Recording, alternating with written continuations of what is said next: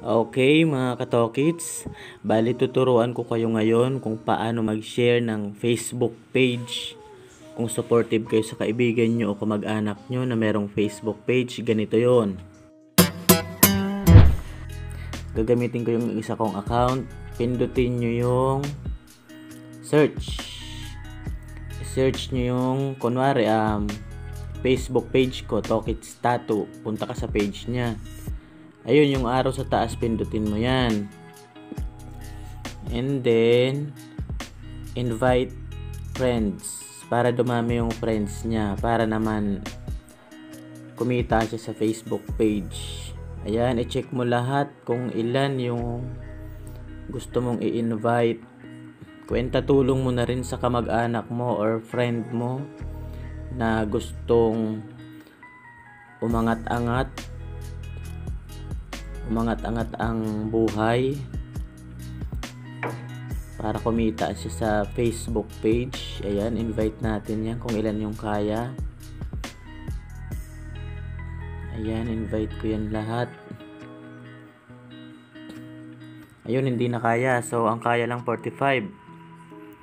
Okay, check. Send na natin. Ayun.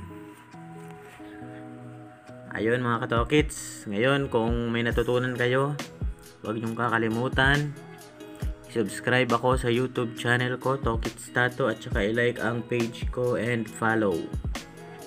Thank you!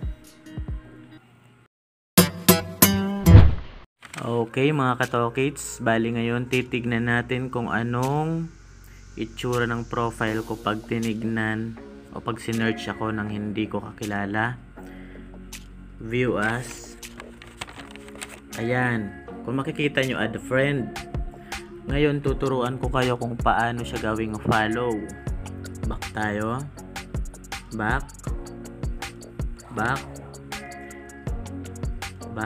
And then pindutin natin yung tatlong guhit katabi ng notification. And then pindutin natin yung, hanapin natin yung settings and privacy. And then, pindutin natin yung settings. Okay, sundan nyo lang yung ginagawa ko. Punta kayo ng public post. Hanapin nyo. Public post. Ito. Ngayon, sa public post na yan, who can follow me?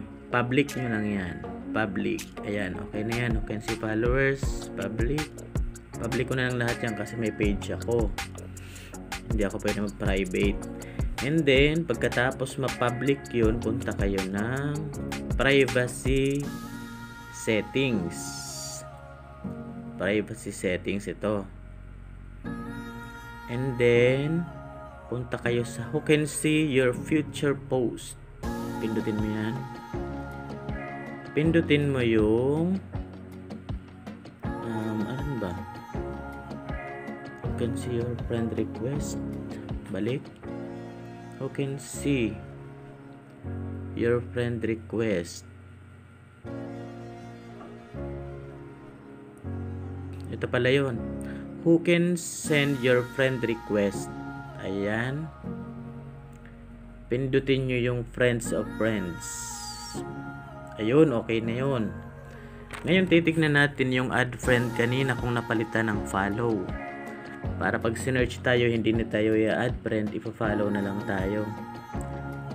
Punta tayo sa profile ulit natin. Ito, pindutin natin yung tatlong tuldok. And then view as. Ayun. Oh, 'di ba? Amazing. Follow na siya.